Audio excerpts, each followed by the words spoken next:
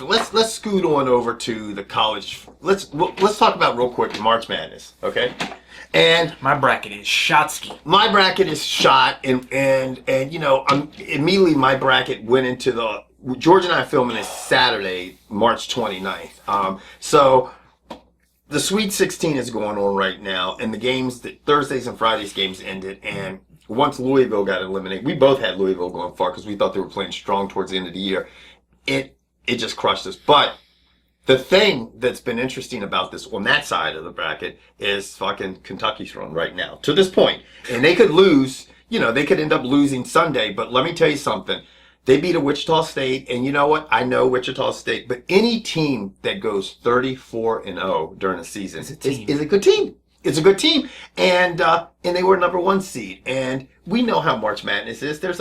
They have beat Wichita State. They have beat Louisville, who is coached by Pitino. Great fucking school. Great.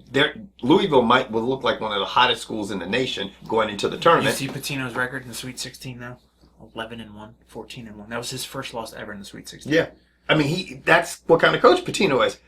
I saw these young guys for Kentucky, and they're all 5 of them. The craziest class ever to come out. All of them to Kentucky. I mean, he just reloads year after year after year after year. They were down 18-5. I thought it was over. I'm like, Pitino, it's Louisville. This is not a fucking, you know, a mid-American school. This is fucking a dynasty type school. Coming to the ACC. Yeah, and I'm glad Maryland's gone. Remember you tell me, what's Maryland going to do in the Big Ten? A lot more than they could do at the ACC. So, and now you look at this shit. You see how these freshmen are developing. I mean, they could win this I'm saying this now.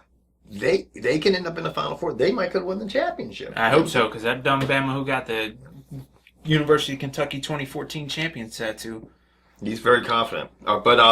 You know, obviously in his tattoo artist. But to be able to change that shit when you don't win. But it brought up obviously what was big news with the situation at Northwestern this week. Is going to be going forward. And it's been a thing. Are these college athletes, which they say athletes, are they athletes or are they employees? And there are going to be people on both sides of the fence that raise the question, okay, are they athletes? And George and I have always looked at like, you know, okay, you're getting an education, okay? But let me tell you something. When I take those 5 freshmen for Kentucky, okay, and you ask me, how much would it cost for them to go to school the first year? Those 5, right? Let's just say, enrollment is what, $40,000 a year? I don't know. Let's just say, let's just say $250,000. Let's just say, fuck it. Let's just say it's $500,000. Okay? $100,000 a piece. $100,000 a piece for their freshman year. That includes books, tuition, board, everything. Everything. How much do you think they made the school? Those 5 young gentlemen are bringing that school right now. That's a hell of a way to put what a lot of people wouldn't say. Those 5 young African American gentlemen from the, you know, how much do you think those African American gentlemen are bringing that school right now? You get it? The NCAA itself is a multi-billion-dollar industry. Mm-hmm. Here's my only problem. If these student athletes want to change their title from student athlete to unionized worker, when you're over here and you get your scholarship and you get all this money, scholarship, you're not paying taxes. Right. Over here, as a unionized worker, you're now paying taxes. You're paying taxes on your books, you're paying taxes on your board, you're paying taxes on your food, you're paying taxes on your clothes, you're paying taxes on your room, you're paying taxes on transportation, because guess what? If I'm paying you now, you have to get to and from all the athletic events, correct?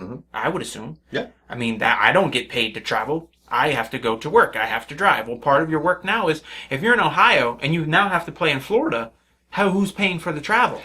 This is the thing. How do you do with this? Like, is it across the nation? Is it going to be set pay? So the quarterback at North Dakota Southern should get paid as much as a quarterback at LSU? In my opinion, yes. That's the way you do it. Is that fair? No. Is it better than what you have? Yes. Yeah. So here's the thing. If you play a sport and a male or a female, you get an additional $1,000. You get a stipend for every sport you play. Just like here in Montgomery County, when you're a teacher, you get paid your teaching salary. And then if you want to go be a coach, guess what? If you're the head coach of the football team, you get a $5,000 stipend. Not everyone does it. Guess what? Not everyone in college plays sports. Right. If you're good enough to play sports and you make the team, we'll give you an additional $1,500 stipend. I don't give a shit if you play from North Dakota State or you're the point guard at Duke. Yeah. You get paid the same. That's easy. Right. Is that fair? No. Right. But guess what? Life's not fair and it's better than what you have. Yeah. So either shut up and continue with what you have, which is crying, which in reality they have 2 full-time jobs. Yeah. Trying to go to school and study film and practice and actually pass the class, that's 2 jobs. Yeah. There's only 10 hours in a day you're usually awake for. So I mean, maybe more than that. Like a 24-hour day. It is 12 hours a day. it to me is, it's funny how it works, because for the walk-on that like it's funny for the big time athlete like the 5 guys in Kentucky right now, okay, those guys are going to, they're going to be pros, all of them. So this is like, okay, it's hard for them.